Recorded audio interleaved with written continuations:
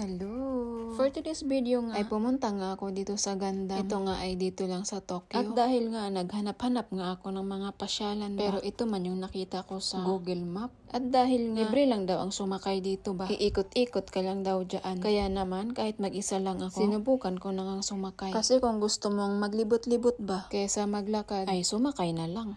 Malayo-layo rin kasi kapag lalakarin. Tapos hihinto nga siya kada estasyon. Tapos habang nasa loob lang ako, in-enjoy ko rin yung pag-video-video dyan. Tapos tinanong ko nga yung staff kung may event ba ngayon. Tapos sabi niya 3:00 pa daw. At dahil nga dumating nga ako ng mga 2:00. Kaya sakto lang pala yung pagsakay-sakay ko dito. Ito nga pala yung time na hindi ko namalayan yung wallet na naiwan ko doon sa una kong pinuntahan. Nag-i-enjoy pa talaga ako sa mga oras na ito. Tapos iniisip ko na nga yung susunod kong pupuntahan. Tapos yung oras ng aking kumbaga nakaplanado na talaga ang lahat. Tapos nung bumili na nga ako ng souvenir, doon ko namalayan na wala pala ang wallet sa aking bag. Tapos nag-alala na ako kung saan ko siya nahulog. Pero sige lang, manood ka lang muna dyan kasi iko-continue ko yung pag-play ng video. Habang ikukwento ko ba. Pagkatapos nga niyan, hindi ko na nga na-videohan ang paggalaw-galaw ng kaunti ni Gandam. Kasi hinalungkay ko na ng hinalungkay yung aking bag. Pero wala akong nakitang wallet. Kaya ang ginawa ko, bumalik ako doon sa una kong pinuntahan. Yung plano ko sa next destination